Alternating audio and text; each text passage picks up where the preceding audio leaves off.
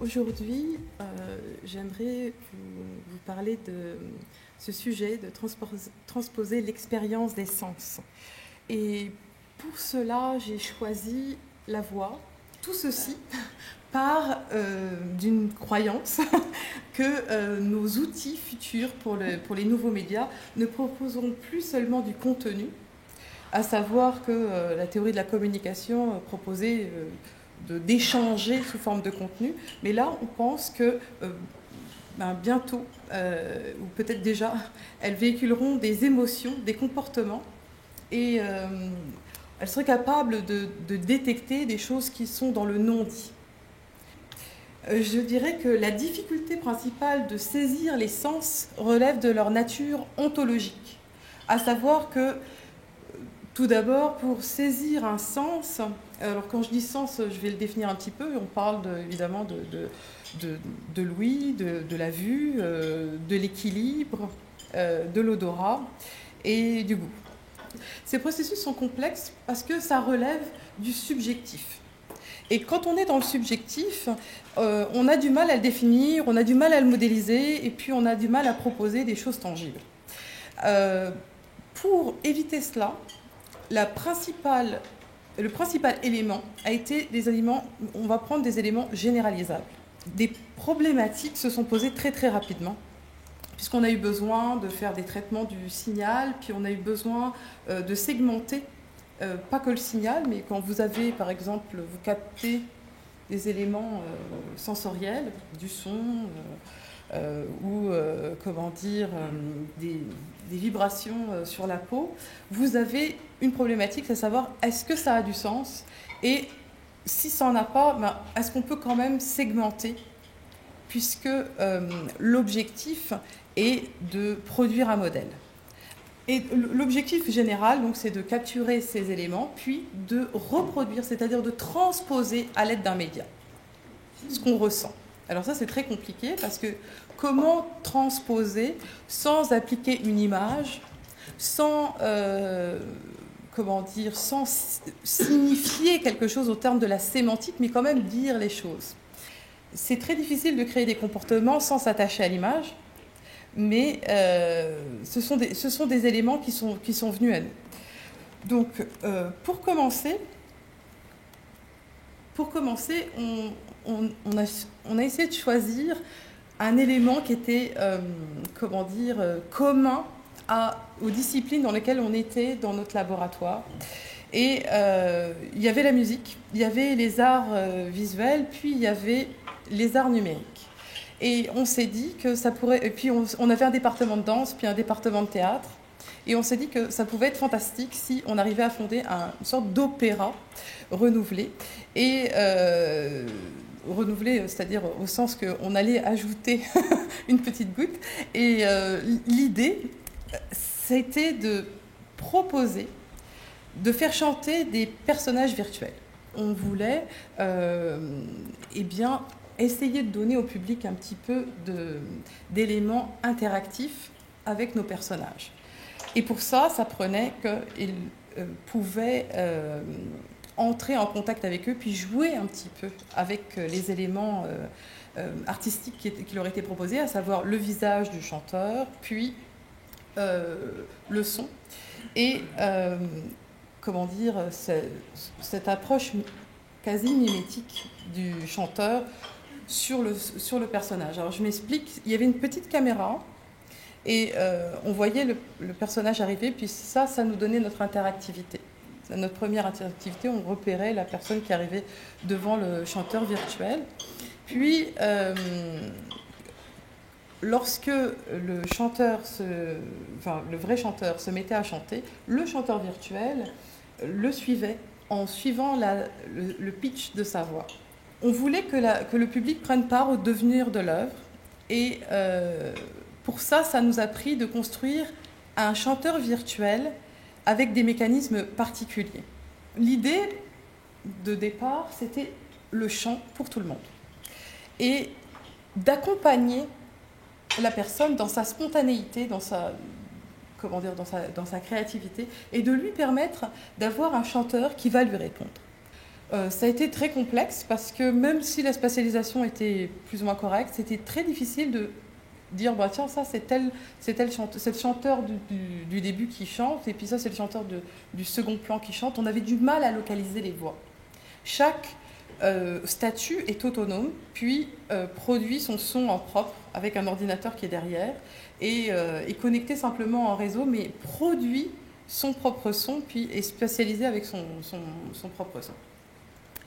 Malgré ça, la notion d'incarnation n'était pas profonde.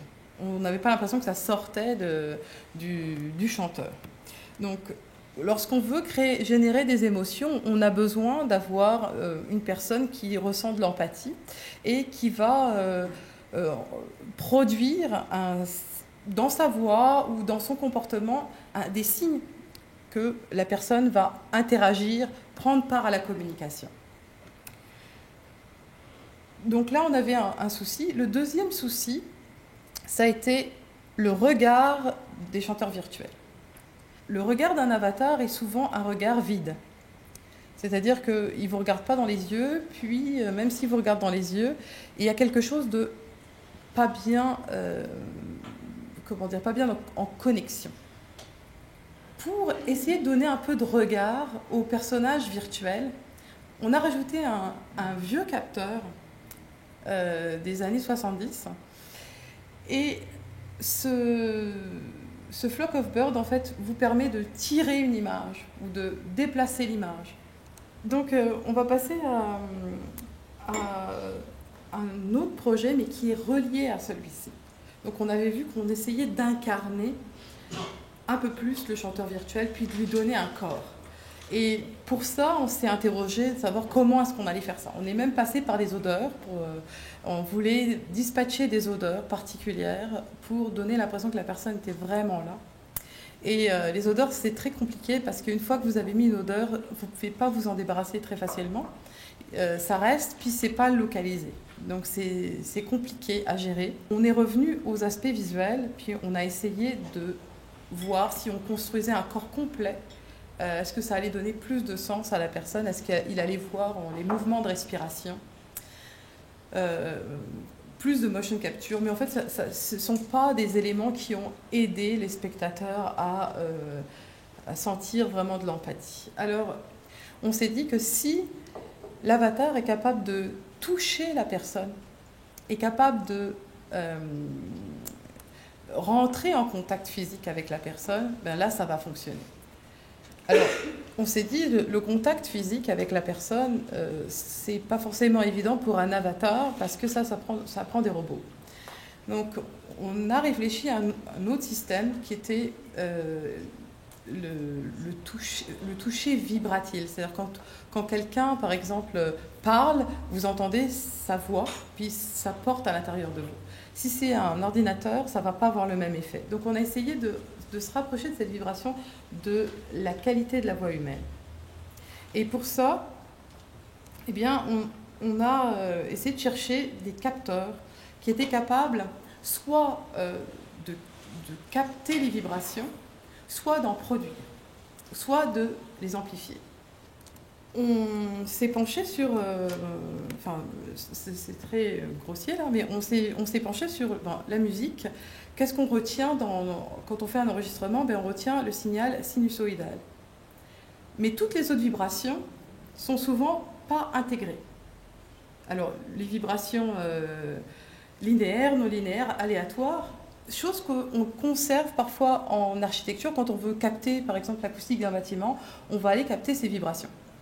Mais en son, on n'en a pas besoin puisqu'on ne les entend pas. On ne les capte pas, on ne les entend pas. En tout cas, ils ne sont pas considérés intéressants pour la musique, puisque ce sont des choses qui, normalement, dans notre oreille, on n'est pas capable, en tout cas très peu, de saisir ces vibrations. L'idée, en fait, concrètement, c'était d'essayer de faire vibrer des parties du corps que l'on met en vibration lorsqu'on entend, qu'on entend le son, mais de le faire beaucoup, de récupérer ce son-là, puis de l'amplifier. Ce n'est pas exactement la problématique de rajouter les vibrations manquantes, hein, mais on voulait, par le contact physique du son, eh bien, élargir cette sensation. Donc on a pris plusieurs capteurs qui étaient capables de produire une vibration somatique sur la peau. Alors à différents niveaux, tout d'abord complètement sur la tête, puis on a cherché différentes parties du corps où ça résonnait le mieux, où ça faisait des sensations différentes, et on a cherché des dispositifs aussi de vibration différentes. On s'est aperçu que si on était capable de suivre ce que la personne était en train de dire en termes de vibration, eh bien, ça allait produire chez la personne un engagement un peu plus effectif, parce que la personne va se sentir impliquée.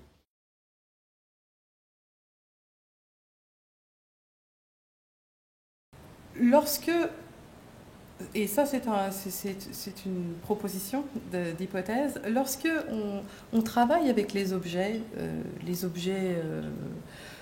visuels, on les imagine, puis on va les réaliser sur une plateforme 3D.